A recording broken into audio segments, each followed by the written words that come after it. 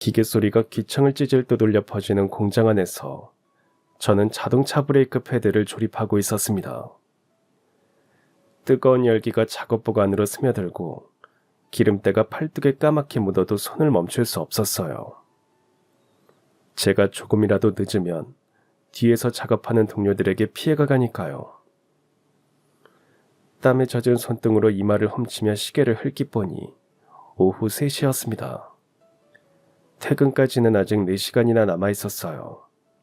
손목이 아프고 어깨가 결렸지만 그래도 견뎌야 했습니다. 어떻게든 돈을 벌어서 우리 가족 생활비와 엄마 병원비를 벌어야 했으니까요. 바로 그때였습니다. 주머니에서 핸드폰 진동이 느껴졌어요. 워낙 시끄러운 기계 소리에 벨소리는 들을 수 없었습니다. 그냥 누군가 문자라도 보내겠거니 하고 넘기려던 찰나 또다시 핸드폰이 진동했어요. 아무래도 이상했습니다. 보통 이 시간엔 누가 전화를 하지 않거든요. 전 혹시나 하는 마음으로 작업을 잠깐 멈추고 핸드폰을 꺼내 확인했습니다. 화면엔 동생이라는 글자가 깜빡이고 있었어요. 전화기 너머로 여동생의 다급한 목소리가 들려왔어요. 평소와는 다른 떨리고 급한 목소리였습니다. 엄마가 숨을 못 쉬어. 지금 119 불러서 병원 가는 중이야. 오빠 빨리 올라와. 순간 온 세상이 멈춘 것 같았어요. 귀청을 찢던 기계 소리도 뜨거운 공장의 열기도 모든 게 사라지고 오직 동생의 울먹이는 목소리만 머릿속에 맴돌았습니다. 전 손에 들고 있던 공구를 내려놓고 안전모드 벗어던진 채 죄송하다 말하고 뛰기 시작했습니다. 공장 현관문을 박차고 나와서 기숙사로 달려갔어요. 사물함에서 작은 가방 하나만 대충 챙기곤 곧바로 밖으로 뛰쳐나왔죠. 마침 지나가던 택시를 잡아 타며 저는 다급하게 소리쳤습니다. 아저씨, 터미널로 가주세요. 급해요. 저는 택시가 출발하자마자 다시 동생에게 전화를 걸었습니다. 엄마는 어떻게 됐어? 응급실에 들어가셨어. 신부전이 많이 악화됐대. 오빠 빨리 와. 나 너무 무서워. 동생이 흐느끼며 말했어요. 그 목소리를 들으면서 제 손도 덜덜 떨리고 있었습니다. 저는 터미널에 도착하자마자 매표소로 뛰어갔습니다. 그런데 서울행 버스표가 한 장도 남아있지 않았어요. 매표소에 사정하자 잠시 기다리라는 답변이 돌아왔어요. 발만 동동 구르며 기다리다가 취소된 한 자리를 겨우 구했습니다. 어렵사리 서울행 버스에 올라타서 자리에 앉으니 그제야 다리에 힘이 풀렸습니다. 저는 동생에게 다시 전화를 걸었어요. 동생은 제가 버스를 탔다고 하니 안도의 한숨을 내쉬었어요. 곧 버스가 출발했고 저는 불안한 표정으로 애꿎은 핸드폰만 만지작거렸습니다. 혹시 그 사이 안 좋은 일이 벌어지지 않을까 불안감에 아무것도 할 수 없었어요. 자꾸 생각이 안 좋은 쪽으로 흘러서 갤러리를 열어 엄마의 사진을 찾았습니다. 몇 달 전, 그나마 엄마가 컨디션이 좋을 때 동생과 함께 찍은 사진이었어요. 저와 동생을 양쪽에서 꼭 끌어안고 환하게 웃고 계시는 엄마의 모습을 보자 눈물이 핑 돌았습니다. 순간 저도 모르게 눈물이 왈칵 쏟아졌어요. 사진 속 건강하고 밝은 엄마의 모습을 보니 가슴이 미어지듯 아팠어요. 평생 우리를 위해 희생하며 산 엄마인데 왜 이런 불행이 닥친 건지 가슴이 터질 듯 답답했습니다. 부디 괜찮으셔야 한다며 속으로 간절히 빌고 있는데 옆자리에서 누군가 조심스럽게 말을 걸었습니다. 총각, 그거 엄마 사진이야? 가죽이 참 단란해 보이네. 고개를 돌려보니 70대 정도 되어 보이는 할아버지가 걱정스러운 표정으로 저를 바라보고 계셨어요. 네, 근데 엄마가 많이 아프세요. 그래서 급히 서울로 올라가고 있어요. 할아버지의 따스한 눈빛에 저도 모르게 말이 흘러나왔어요. 불안감에 아무것도 할 수 없던 상황이라 차라리 이렇게 모르는 타인과 이야기를 나누는 게 더 나을 듯 했습니다. 할아버지 역시 제 대화를 자연스럽게 받아주셨어요. 그래서 그렇게 표정이 안 좋았구만. 어쩌다 그렇게 되신 건지 물어봐도 되겠나? 할아버지는 저를 배려하면서 조심스럽게 대화를 이어가셨어요. 저는 할아버지의 물음에 답을 하며 잠시나마 마음속 불안과 공포를 잠재웠습니다. 설마 그날의 대화가 제 인생은 물론 저희 가족의 인생까지 송두리째 바꿔놓을 줄은 꿈에도 모르고 말이죠. 할아버지와 대화를 나누면서 자연스럽게 저희 가족의 과거를 회상하게 되었어요. 아빠가 살아계시던 그 시절을 말이죠. 그때는 정말 행복했어요. 지금 생각해보면 그렇게 단란하고 화목한 시절이 있었다는 게 꿈만 같았습니다. 밥 먹자는 엄마의 다정한 목소리가 집안에 울려 퍼지면 저와 어린 동생은 거실로 쪼르르 달려가곤 했어요.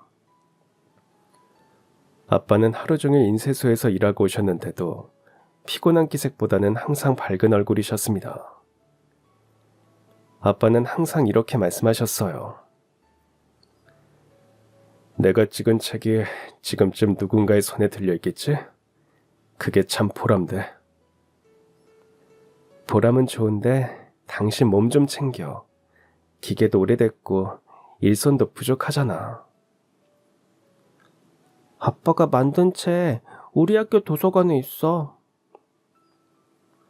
제가 그렇게 소리치면 아빠는 환하게 웃으면서 제 머리를 쓰다듬어 주셨어요. 아빠는 책을 만드는 일에 자부심을 느끼고 계셨어요. 그래서인지 일은 고단해도 얼굴엔 항상 미소를 띄우고 계셨습니다. 하지만 행복한 시절은 오래가지 못했습니다. 출판업계가 나날이 쇠퇴하고 있었기 때문이죠. 하루는 학교를 마치고 아빠가 일하는 인쇄소에 갔다가 아빠가 전화를 끊으면서 깊은 한숨을 내쉬는 모습을 보았습니다. 단가를 또 깎자고? 이 돈으로는 종이값도 못 건지는데. 괜찮아? 일감이 또 줄어든 거야? 별일 아니야. 요즘 다 힘들잖아. 경기가 풀리면 차차 나아지겠지. 아빠는 억지로 웃으면서 그렇게 말씀하셨지만 어린 제 눈에도 아빠의 얼굴이 점점 어두워지고 있는 걸 느낄 수 있었어요. 거래하던 출판사들이 줄줄이 문을 닫으면서 아빠의 인쇄소도 점점 일감이 줄어들고 있었습니다. 그러다 보니 돈을 벌기는커녕 일을 할수록 빚이 늘어가는 상황이 반복되었죠. 결국 아빠는 더 이상 버티지 못하고 인쇄소 문을 닫으셨습니다. 그날 아빠는 엄마 앞에서 담담하게 말씀하셨어요. 한동안 지방에 있는 공장에서 일하려고 해. 지금은 한 푼이라도 더 주는 데서 일해야지. 몸은 좀 고돼도 빚 갚으면서 생활하려면 그게 나을 것 같아. 그래도 너무 위험하지 않아? 당신이 해본 일도 아니고 다른 일을 찾아보는 게 낫지 않을까? 걱정하지 마. 내가 예전부터 기계 만지는 건 잘하잖아. 괜찮을 거야. 생활비를 벌면서 빚까지 갚아야 했으니 당시로서는 어쩔 수 없는 선택이었어요. 아빠는 그 상황을 담담하게 받아들이신 거죠. 그 이후로는 주말에만 아빠를 만날 수 있었습니다. 아빠는 시간이 흐를수록 수척해지셨어요. 제대로 챙겨 먹지 않고 하루 10시간 이상 일하니 어찌 보면 당연한 일이었죠. 여보, 이러다 당신 쓰러지겠어. 쉬엄쉬엄 해. 엄마의 말에 아빠는 알겠다며 고개를 끄덕이셨어요. 그로부터 며칠 지나지 않아 끔찍한 소식이 날아왔습니다. 오후 3시쯤 엄마가 마당에서 빨래를 널고 계시는데 핸드폰 벨소리가 울렸어요. 전 학교에서 막 돌아온 참이었고 동생은 거실에 앉아 숙제를 하고 있었죠. 그리고 엄마의 얼굴이 점차 하얗게 변했어요.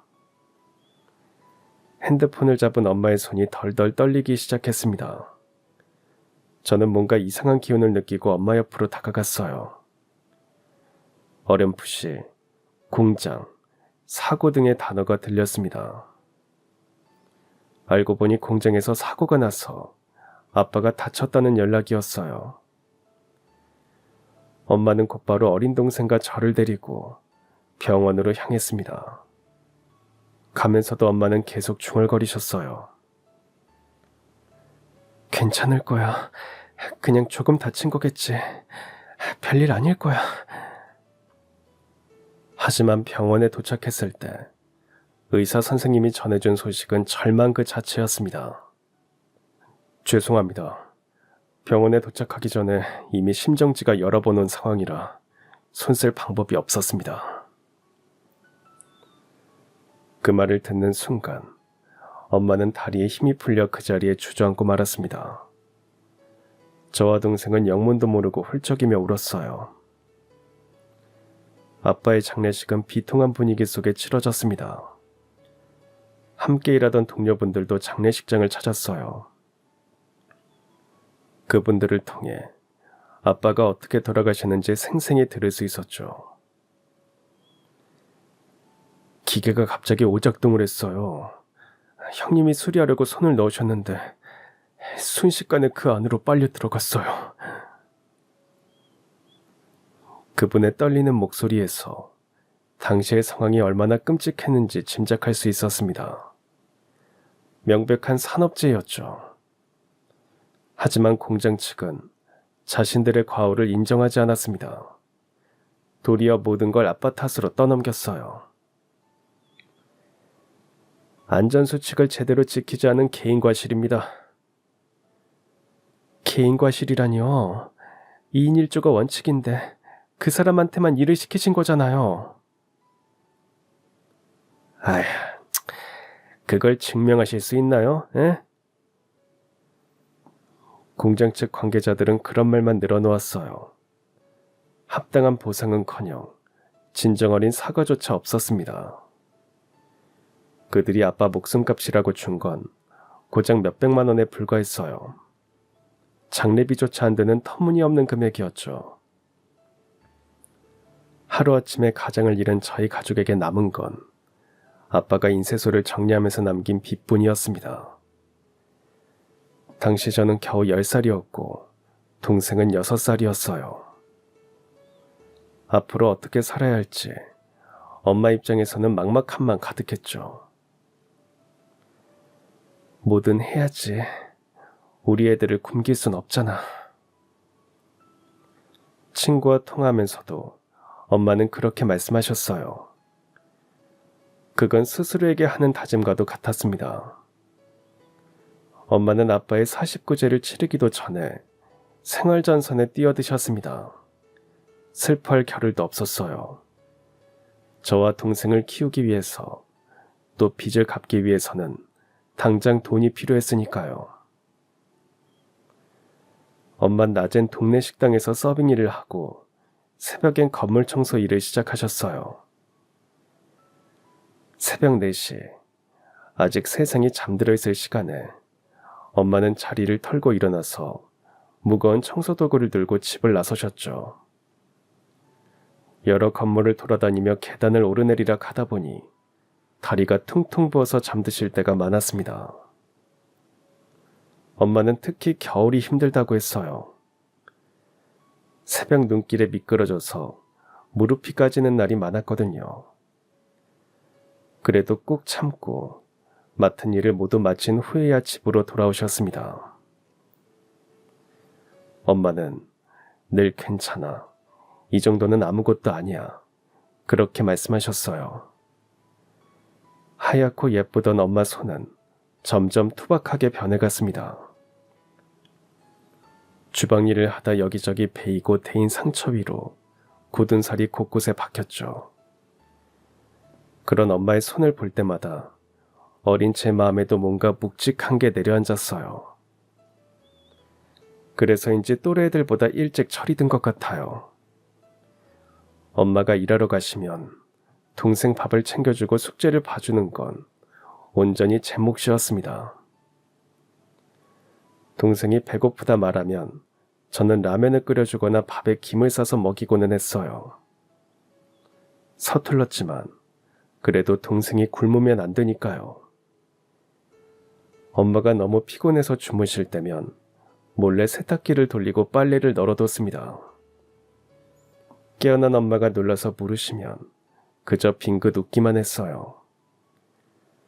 친구들은 놀기 바빴지만 저는 그러지 못했습니다. 친구들이 놀러 가자고 하면 제 대답은 늘 한결같았어요. 안 돼. 집에 가서 동생 봐야 해. 가끔은 엄마 몰래 폐지나 빈병을 주워다 팔았습니다.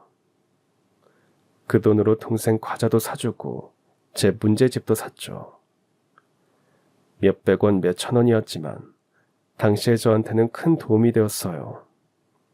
어느 날 밤엔 늦게 들어오신 엄마가 부엌에서 설거지를 하고 있는 저를 보고는 다가와서 이렇게 말씀하셨어요. 엄마가 미안하다. 아무것도 모르고 뛰어놀아야 할 나이에 우리 아들이 너무 빨리 철이 들었네. 저는 괜찮다고 답했습니다.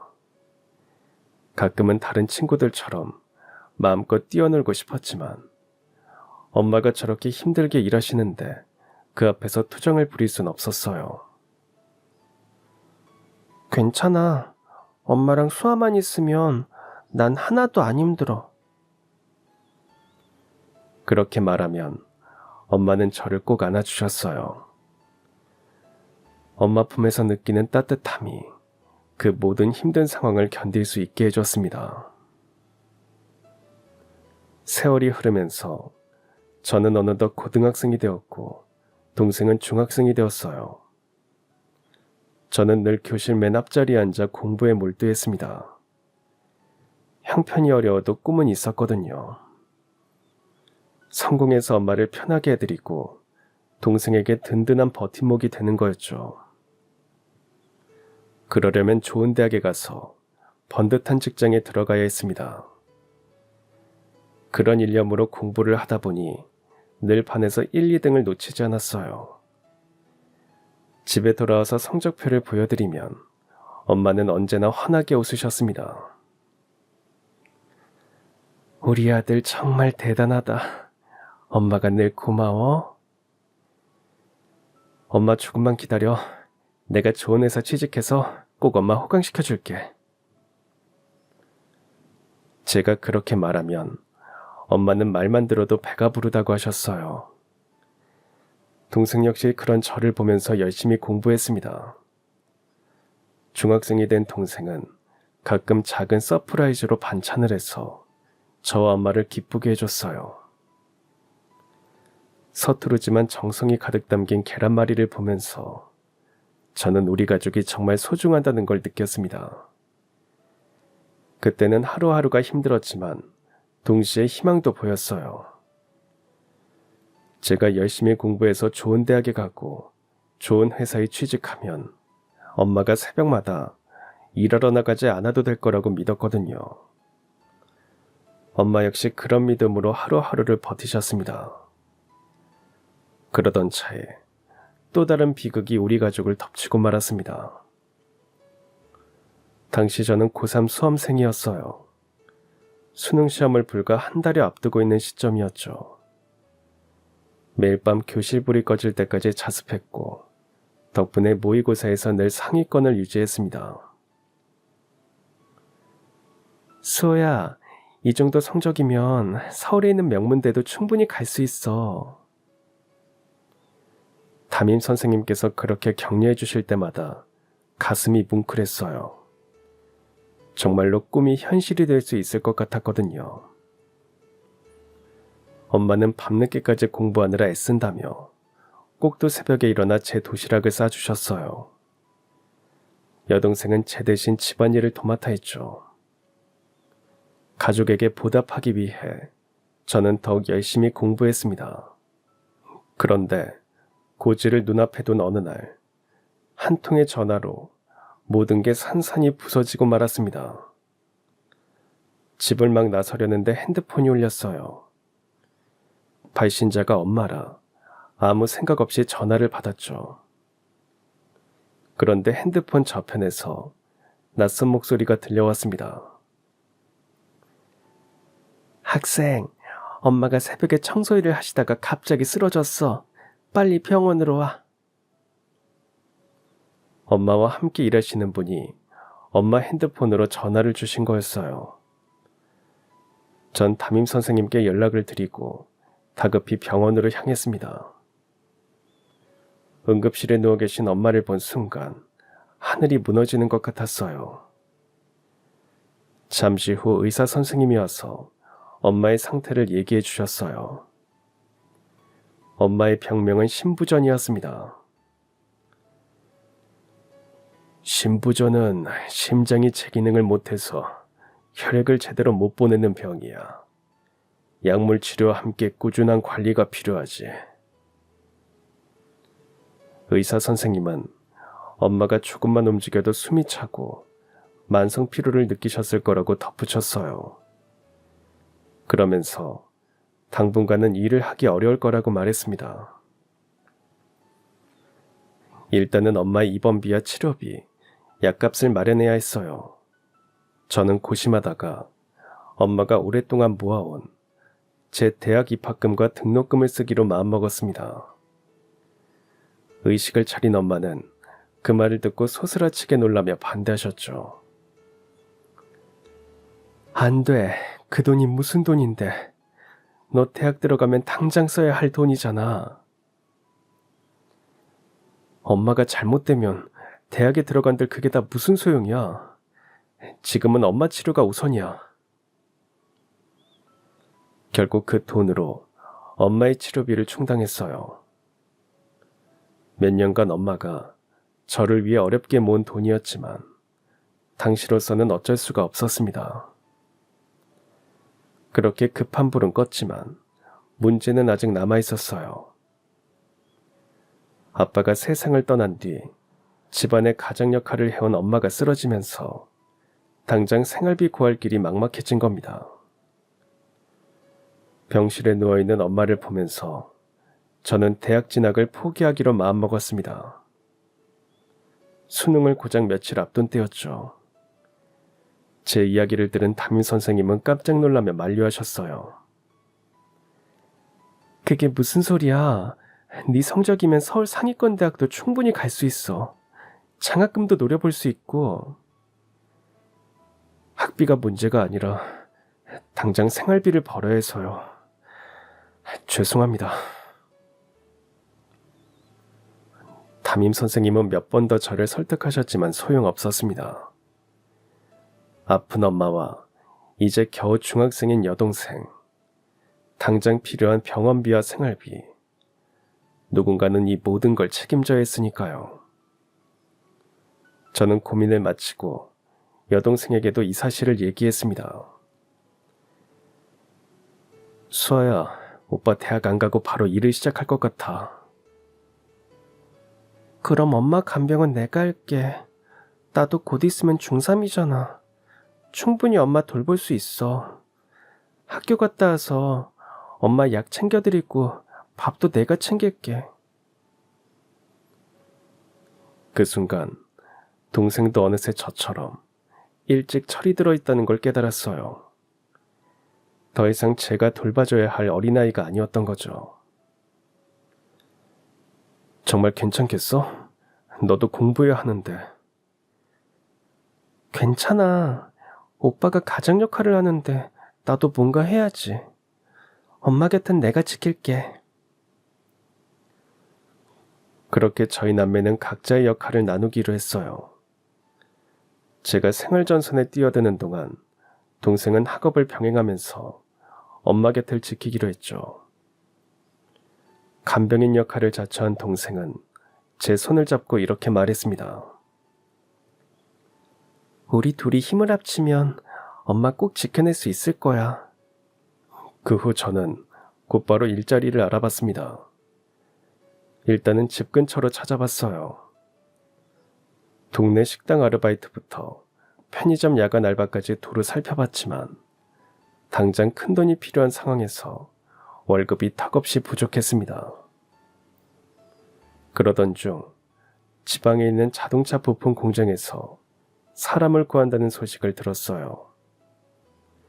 기숙사에서 생활하며 식사를 해결할 수 있고 무엇보다 월급이 동네 알바 자리와는 비교도 할 수 없을 정도로 많았죠. 하지만 공장이라는 단어를 듣자 가슴이 철렁 내려앉았습니다. 아빠가 공장에서 일하다 기계에 끼어 돌아가신 기억이 제 머릿속에도 선명히 남아있었거든요. 그렇지만 당시에는 선택의 여지가 없었습니다. 더 큰 돈을 벌어서 엄마의 치료비와 생활비를 마련해야 했으니까요. 문제는 엄마에게 어떻게 말씀드릴지였어요. 공장에 간다고 솔직히 말씀드릴 수는 없었습니다. 아빠 일을 떠올리시면서 만류하실 게 불보듯 뻔했으니까요. 그래서 저는 선의의 거짓말을 했습니다. 엄마, 나 지방 리조트에서 홀서빙 알바하기로 했어. 내 또래 애들이 많이들 가서 일한다고 해. 그래, 그럼 다행이구나. 기왕이면 공기 좋은 데서 네 또래 애들과 같이 일하는 게 낫지. 엄마는 그렇게 말씀하시면서 안심하는 표정을 지으셨어요. 거짓말을 했다는 사실에 양심이 찔렸지만 엄마가 불안해하실까봐 차마 진실을 말할 수 없었습니다. 기숙사에서 생활하고 밥도 새끼 꼬박꼬박 다 나온대. 그러니까 너무 걱정하지 마. 그러니 엄마는 아무 걱정 말고 치료만 잘 받아. 알았지? 그렇게 저는 교복 대신 작업복을 입고 수능 시험장 대신 공장으로 향하게 되었어요. 꿈꾸던 대학 캠퍼스는 아득히 멀어졌지만 그보다 소중한 걸 지키려면 어쩔 수 없었습니다. 바로 우리 가족이었죠. 공장 생활은 예상보다 더 힘들었습니다. 하루 12시간씩 교대 근무를 하면서 기계 소음과 뜨거운 열기에 시달리는 날들이 계속되었죠. 손에는 굳은 살이 박히고 몸 곳곳에 상처도 늘어갔습니다. 밤이 되면 기숙사 침대에서 파스를 붙이고 겨우 잠들곤 했죠. 가끔은 함께 일하는 분들이 이런 질문을 던졌습니다. 넌 몇 살인데 벌써 이런 데 들어왔냐? 집에 사정이 좀 있어서요. 제가 그렇게 얼버무리면 더 이상 캐묻진 않았습니다. 제 또래 아이들은 대학에 들어가서 청춘을 만끽하고 있겠죠. 저 역시 잘 알고 있었습니다. 틈틈이 고등학교 친구들에게 연락이 왔으니까요. 우리 대학교 동아리에서 너 일하는 곳 근처로 놀러 간대. 우린 이번에 그쪽으로 MT 가는데. 핸드폰 너머로 들려오는 친구들의 밝고 경쾌한 목소리에 때때로 마음이 무너지곤 했어요. 그렇게 허탈감이 밀려올 때마다 엄마와 여동생을 떠올렸습니다. 지금 이 순간에도 아픈 몸으로 저를 걱정하고 계실 엄마, 그리고 학업과 간병을 동시에 해내고 있을 동생을 말이죠. 그러면 다시 마음을 다잡을 수 있었어요. 주말이 되면 지친 몸을 이끌고 고향집으로 올라갔습니다. 버스에서 몇 시간 졸다가 집에 도착하면 어린 여동생이 묵묵히 엄마를 돌보고 있는 모습을 볼 수 있었어요. 동생은 언제나 밝게 웃으며 저를 맞아줬어요. 하지만 그 웃음 뒤로 피로가 스며 있다는 걸 저는 알 수 있었습니다. 엄마는 저와 동생에게 늘 미안해하셨습니다. 그러던 어느 날 걱정하던 일이 벌어졌습니다. 엄마가 제 손에 난 상처를 보고는 이렇게 물으신 겁니다. 손에 이 상처 뭐니? 너 혹시 어디서 힘든 일 하는 거 아니지? 순간 가슴이 철렁 내려앉았어요. 들키면 안 된다는 생각에 허둥지둥 둘러댔습니다. 이거 리조트에서 접시 나르다가 좀 베인 거야. 별거 아니야. 엄마는 제 말에 걱정스러운 표정을 지으셨어요. 저는 행역 공장에서 일하는 걸 들킬까봐 조마조마했죠. 그 뒤로는 서울집에 올라갈 때마다 손에 난 굳은 살과 상처를 어떻게 숨길지 매번 고민했습니다. 가끔은 작업복에서 나는 기름 냄새도 신경 쓰였어요. 집에 오기 전엔 꼭 샤워를 하고 옷도 갈아입고 왔지만 그래도 완전히 지워지지 않는 냄새가 있었거든요. 다행히 엄마는 제가 공장에서 일하는 걸 눈치채지 못하셨습니다. 그렇게 저희 세 모자는 각자의 자리에서 최선을 다했어요. 비록 힘든 상황이었지만 서로에게 의지하며 하루하루를 버텨나갔죠. 제가 몸이 부서져라 일해서 생활비를 벌어오면 동생은 학업과 엄마 간병을 동시에 책임졌어요. 엄마는 저희 둘을 보면서 어떻게든 병마와 싸워 이겨내려고 노력하셨죠. 하지만 그 모든 노력이 동생의 전화 한 통에 산산조각 나고 말았습니다. 엄마가 숨을 못 쉬어. 지금 119 불러서 병원 가는 중이야. 오빠 빨리 올라와. 동생의 울먹이는 목소리를 듣자 순간 머리가 하얗게 변했어요. 이대로 엄마가 잘못되면 어쩌나. 그런 불안감에 아무것도 손에 잡히지 않았습니다. 서둘러 공장에서 나와 택시를 잡아 타고 다시 서울행 고속버스에 올라탔습니다. 수아야, 오빠 지금 버스 탔어. 터미널에서 내리자마자 택시 타고 바로 갈게. 불안해하고 있을 동생에게 연락을 취하고 한동안 멍하니 자리에 앉아 창밖을 바라봤어요. 그러다 생각이 자꾸 안 좋은 쪽으로 흘러서 핸드폰 갤러리를 열었습니다. 엄마가 건강하실 때의 사진을 보기 위해서였죠. 저와 동생을 꼭 끌어안고 환하게 웃는 엄마의 모습을 보니 눈물이 핑 돌았어요. 종가, 그거 엄마 사진이야? 엄마의 사진을 보면서 눈물을 훔치고 있는데 옆에 조용히 앉아 계시던 할아버지가 저에게 말을 걸었어요. 할아버지는 마치 저를 달래주려는 듯 이런저런 질문을 하셨습니다. 그렇게 대화를 하다 보니 저를 잠식하던 불안과 공포를 조금이나마 몰아낼 수 있었어요. 엄마가 심장이 좀 안 좋으세요. 그래서 심부전 진단을 받으셨고요. 방금 전에 위독하다는 연락을 받고 지금 서울로 올라가는 길이에요. 할아버지는 제 이야기를 들으시더니 깊은 한숨을 내쉬며 고개를 끄덕이셨어요. 아이고, 그래, 큰일이구만. 아직 이렇게 젊은데 자네 마음이 오죽하겠어. 할아버지의 진심 어린 위로에 제 마음이 조금 누그러졌습니다. 낯선 분으로부터 이런 위로를 받다니 그저 감사할 따름이었어요. 저도 예상 할아버지께 여쭤봤습니다. 할아버지는 어디 가시는 길이세요? 할아버지는 잠시 뜸을 들이더니 조심스럽게 입을 여셨어요. 난 딸을 보고 오는 길이야. 어젯밤 꿈속에 딸아이가 나왔거든. 딸아이는 오래전에 세상을 떠났네. 딱 총각돌이었을 때지. 그래서 자주 납골당에 다녀온다네. 그 말을 들으니 가슴 한편이 뭉클해졌어요. 자식을 먼저 보낸 부모의 마음이 어떨지 저는 상상조차 할 수 없었지만 할아버지의 표정만 봐도 그 아픔을 조금은 느낄 수 있었습니다. 둘 사이에 잠시 정적이 흘렀어요. 그때 할아버지께서 낡은 지갑을 꺼내셨습니다. 세월의 흔적이 고스란히 묻어나는 그 지갑에서 몇 장의 사진을 조심스럽게 꺼내더니 저에게 보여주셨어요.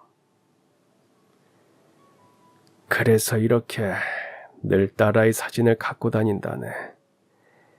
이렇게 하면 딸아이가 항상 내 곁에 있는 것 같아서 말이지. 사진 속에서 한 소녀가 밝게 웃고 있었습니다. 10대 후반쯤으로 보이는 소녀의 환한 미소를 보니 왠지 모르게 숙연해졌어요. 할아버지가 사진을 바라보는 그 눈빛에서 아직도 딸을 향한 사랑과 그리움을 느낄 수 있었습니다. 그런데 할아버지께서 문득 제 핸드폰 화면을 가리키시더니 이상한 말씀을 하셨어요. 그런데 말이야, 자네 어머니 사진, 이 아이랑 좀 닮지 않았나? 그러면서 할아버지께서는 또 다른 사진을 보여주셨습니다.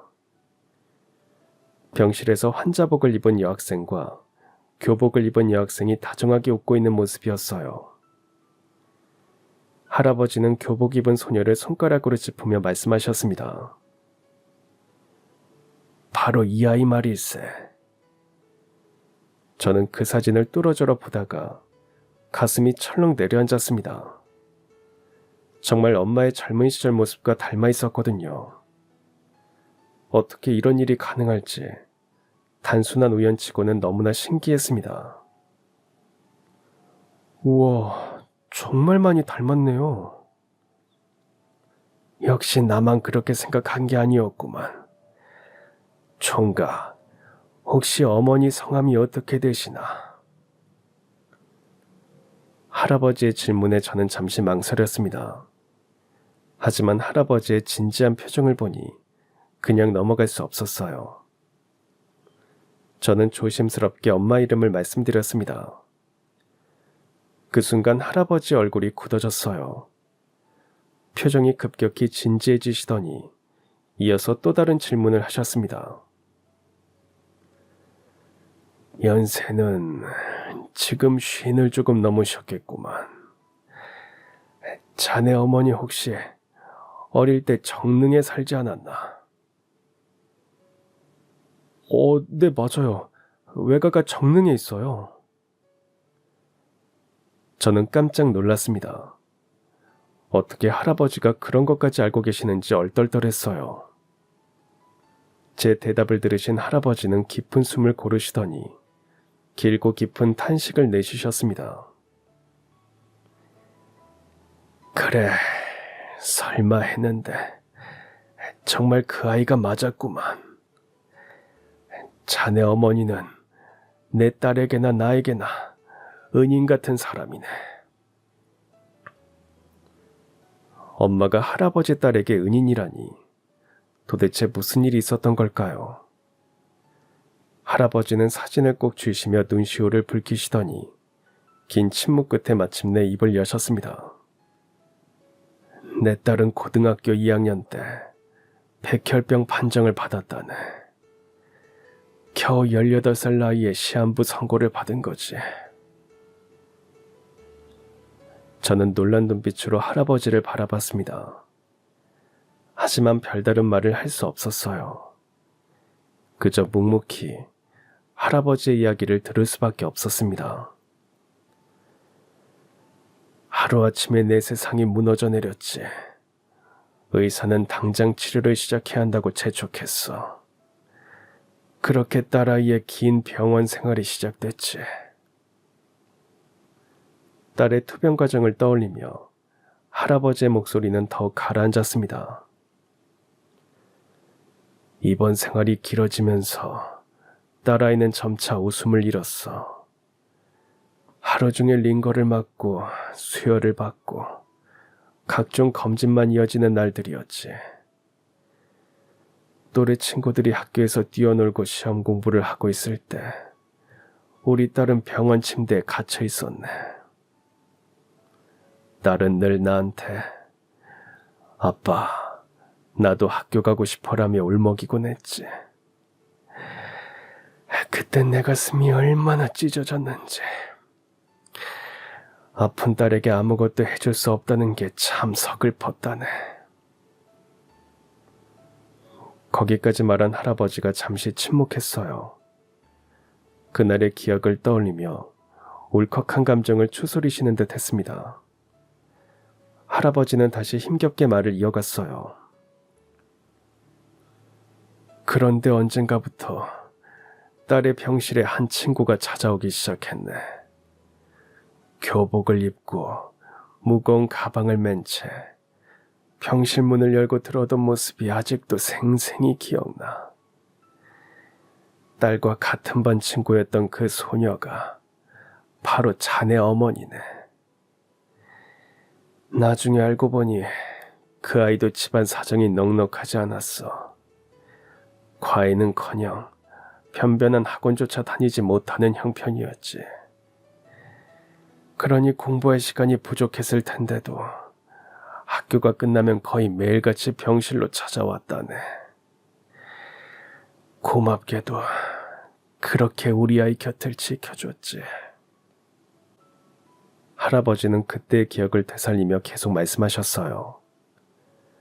엄마는 병실에 찾아와서 그날 학교에서 일어난 일들을 들려주고 다른 친구들과 선생님들 소식도 들려줬다고 해요. 가끔은 조금씩 모은 용돈으로 과자나 음료수를 사와서 둘이 나눠 먹기도 했다고 합니다. 웃긴 만화책이나 잡지를 가져와서 둘이 함께 읽으면서 웃기도 하고, 가끔은 카세트 테이프를 가져와서 음악을 들으며 수다를 떨기도 했지.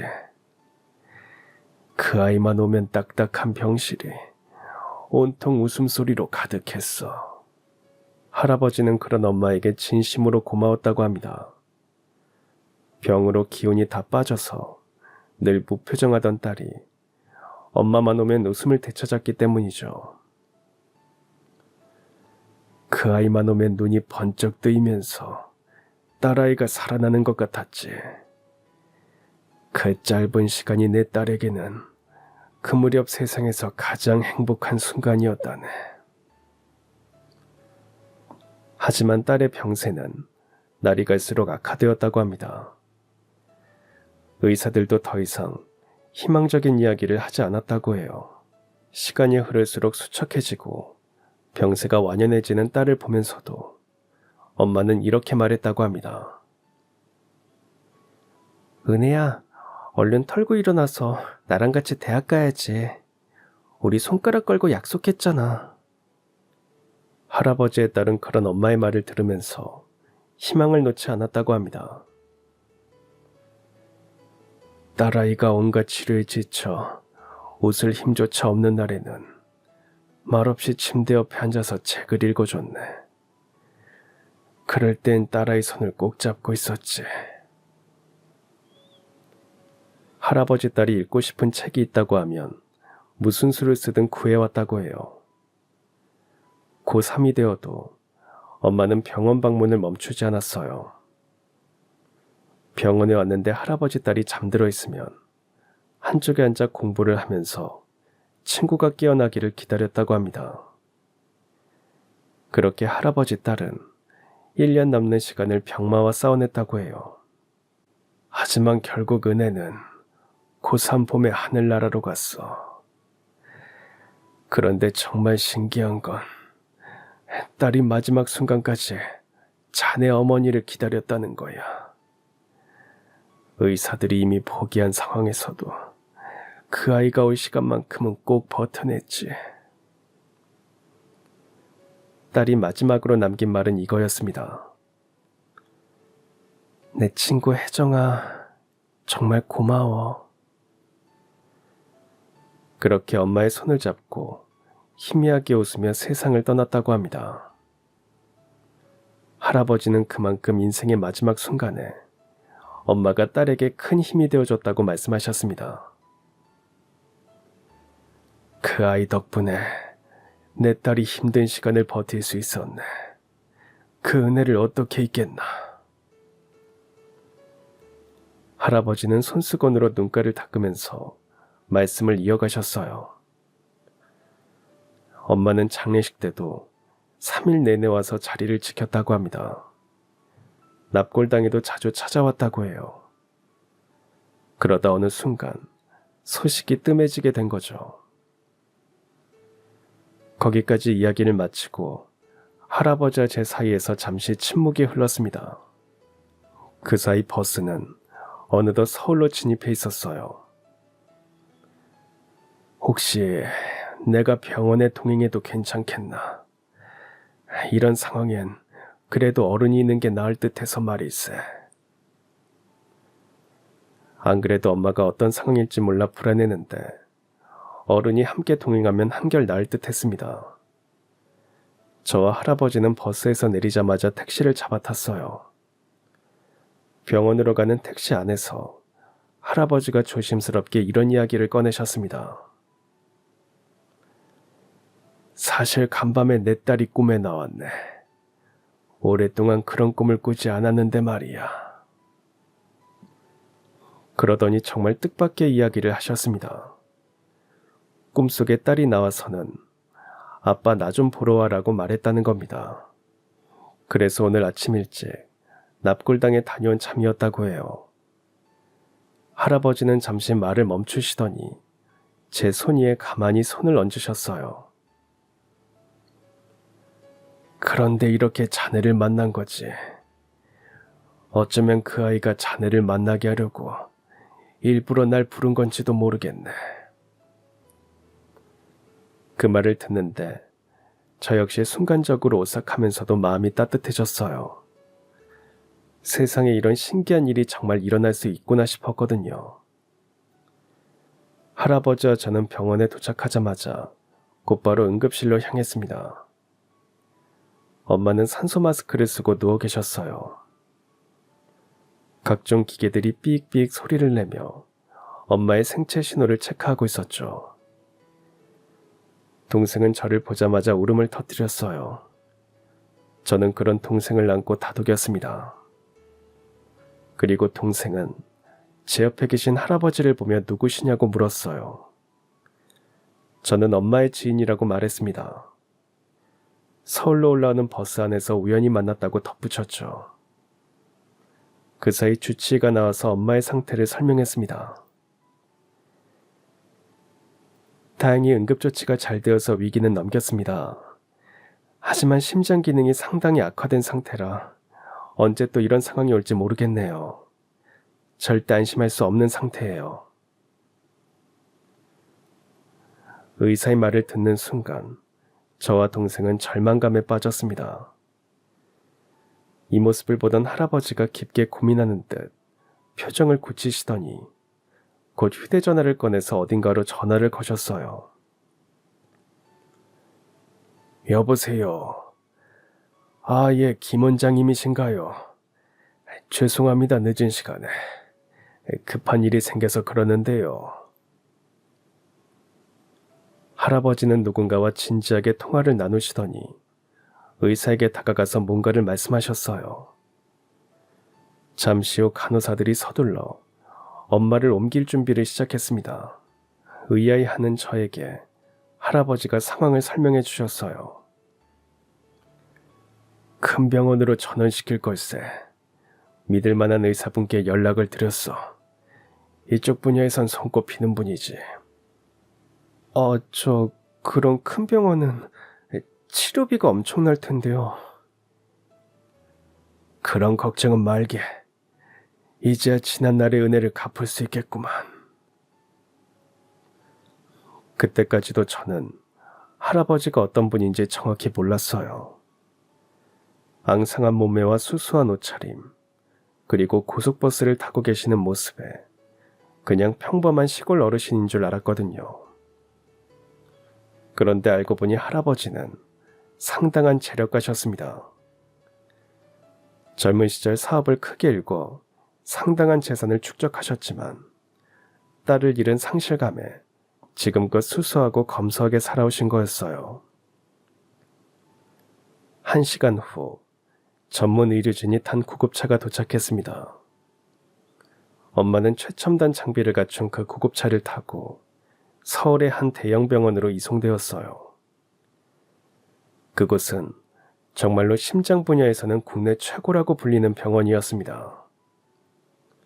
며칠간 집중 치료를 받으신 후 엄마는 다행히 의식을 되찾으셨습니다. 중환자실 유리창 너머로 엄마가 눈을 뜨는 모습을 본 순간 저는 참았던 눈물을 터뜨리고 말았어요. 회복실로 옮겨진 후 엄마 앞에 할아버지가 조용히 나타나셨습니다.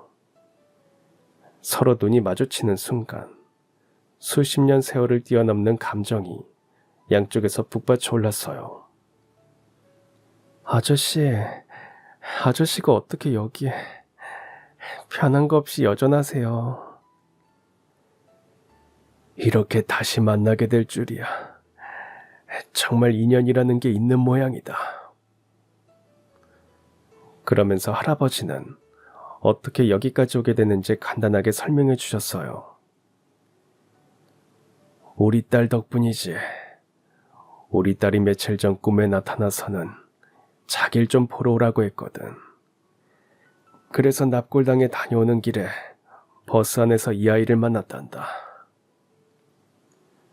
할아버지는 옆에 서 있는 제 손을 잡으셨어요. 그런데 엄마가 그 이야기를 듣더니 소스라치게 놀라셨습니다. 그러더니 정말 믿기 어려운 얘기를 들려주셨어요. 저도 꿈에 은혜가 나왔어요. 의식을 잃고 있을 때 꿈속에서 은혜를 만났거든요. 엄마의 꿈속에 나타난 할아버지의 딸은 엄마의 손을 꼭 잡고 이렇게 말했다고 합니다. 아프지 마. 얼른 나아야지. 너한테는 지켜야 할 아이들이 있잖아. 그러더니 빙긋 웃으며 이렇게 덧붙였다고 해요. 내가 도와줄게. 걱정하지 마. 그 목소리와 따스한 미소 덕분에 힘을 낼 수 있다고 엄마는 말했어요. 그 말을 들은 할아버지의 눈시울이 붉어졌습니다. 그래. 내 딸이 널 살려주려는 모양이구나. 그리고 우리를 다시 만나게 하려고 그랬던 거였어. 이제 알겠다. 그날 꿈에 나타나서 나를 부른 이유를. 그 아이가 하늘에서 이 모든 걸 계획한 거야. 엄마도 눈물을 흘리며 고개를 끄덕이셨어요. 저와 동생은 그 이야기를 들으며 마치 기적을 직접 목격한 듯 가슴이 벅차올랐습니다. 정말로 세상에 이런 일이 일어나는구나 싶었어요. 할아버지는 그 자리에서 엄숙하게 선언하셨습니다. 지난날 네가 내 딸에게 베푼 은혜, 지금껏 갚지 못하고 살았다. 이제야 나에게도 은혜를 갚을 기회가 찾아왔구나. 그러더니 엄마의 치료비를 전액 지원해 주시겠다고 하셨습니다. 당연히 엄마는 펄쩍 뛰며 만류하셨어요. 아니요, 아저씨. 한두 푼도 아니고 제가 그 돈을 어떻게 받아요?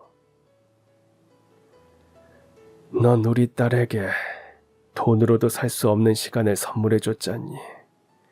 그에 비하면 이건 아무것도 아니다. 그리고 내 딸의 소원이기도 할 게다. 못난 아비가 딸아이 소원을 대신 이뤄줄 수 있도록 허락해 주려무나. 할아버지의 간곡한 말씀에 엄마는 한참을 울며 고개를 끄덕이셨습니다. 그 후 엄마는 할아버지가 소개해 주신 이 분야 최고 명의에게 심장이식 수술을 받게 되었어요. 수술은 성공적이었습니다. 몇 달간의 회복 기간을 거쳐 엄마는 점차 건강을 되찾기 시작하셨어요. 예전처럼 숨가쁘게 걷지 않아도 되고 계단을 오를 때마다 가슴을 쥐어짜던 아픔도 모두 사라졌습니다. 무엇보다 엄마의 얼굴에 다시 미소가 돌아온 게 가장 큰 변화였어요. 저 역시 인생의 전환점을 맞았습니다. 할아버지께서는 저에게도 새로운 기회를 주셨어요. 공장 일을 그만두고 대학에 진학할 수 있도록 학비와 생활비까지 지원해 주신 겁니다. 처음엔 너무 큰 도움이라 부담스러웠어요. 하지만 할아버지는 이렇게 말씀하셨습니다. 내 딸이 널 만나게 한 건 다 이유가 있을 게다. 열심히 공부해서 훌륭한 사람이 되게나. 그거 말고는 더 바랄 게 없다. 전 그렇게 늦은 나이에 대학생이 되었습니다. 동기들보다 나이는 많았지만 그만큼 더 간절했고 더 열심히 공부했어요. 덕분에 졸업하고 번듯한 회사에 취직할 수 있었습니다. 엄마는 그 사이 완전히 건강을 회복하셨고 동생도 무사히 대학을 졸업했어요. 할아버지와는 그 후로도 꾸준히 만남을 이어가고 있습니다. 딸을 그렇게 떠나보내고 오랜 시간 헛헛하게 살았는데 저희 가족을 만나면서 웃음을 다시 되찾으셨다고 해요. 가끔 이런 생각을 해봅니다. 그날 고속버스에서 할아버지를 만나지 못했다면 어떻게 되었을까? 그랬다면 이렇게 웃으면서 사연을 적지 못했겠죠.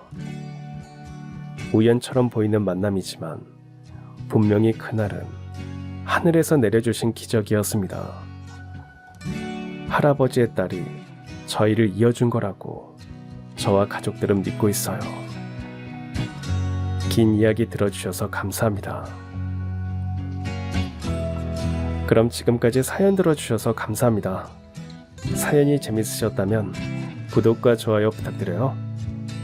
감사합니다. 안녕히 계세요.